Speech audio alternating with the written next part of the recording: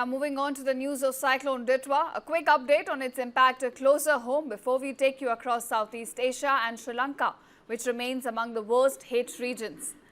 Now strong winds, heavy rain and rough seas lashed Nagapattinam ahead of cyclone's approach. Officials remain on high alert and fishermen have been instructed to stay off the waters as sea conditions continue to worsen.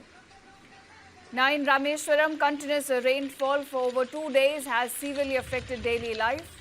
Low-lying areas such as Natarajpuram, home to more than 200 fishing families, have been flooded, and water is now entering homes and forcing residents to wade through submerged streets. Locals say that the situation has turned dangerous on ground. Snakes, scorpions, they are entering houses, adding to fears for children as well as elderly as water levels continue to rise in these areas. Now, India has also ramped up humanitarian assistance for cyclone-hit Sri Lanka under Operation Sagar Bandhu. Late on November 28th, the Indian Air Force deployed a C-130 and an IL-76 from Hindon Air Base to Colombo, carrying about 21 tons of relief supplies. Further, more than 80 NDRF personnel and 8 tons of specialized equipment have also been transported to the country. Essential food items, emergency material have also begun reaching the worst affected areas in the country.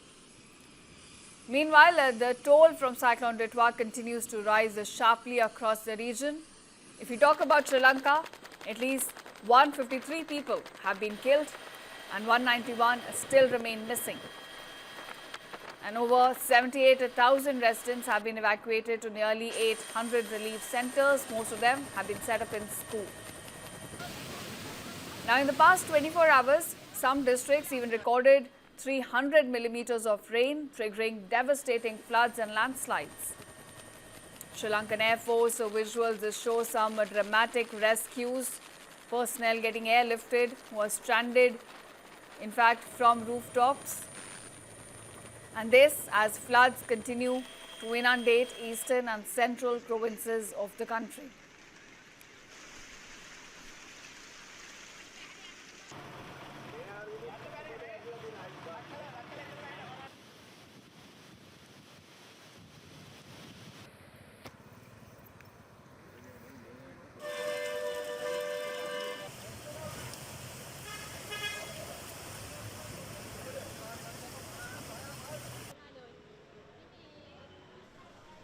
Including the Malvana, which is along the Kelani River, this still remains submerged and without power.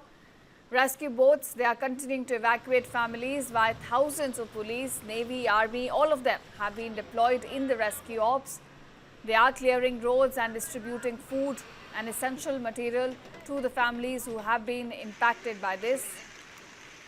Human stories also continue to emerge from relief centers, which are now overflowing, while volunteers prepare hot meals for displaced families who have lost their livelihoods and all of their savings. Now, Sri Lanka's former minister praised India's swift support under Operation Sagar Bandhu. He called it a true act of friendship while recalling India's help during economic crisis as well. I think India's response has been fabulous and so spontaneous and immediate. We are very, very grateful. This is not the first time. India had always been a great friend of Sri Lanka and a great neighbor to have. So they have stood up to their reputation, the neighborhood first policy. I'm extremely, extremely grateful. At a time when Sri Lanka wanted them the most, India had reached out. I remember the same thing during the economic crisis, what India did during my time as the finance minister. Now, weather officials warn of continued rainfall over the weekend as well, heightening fears of further flooding as the rescue and relief operations continue across the island.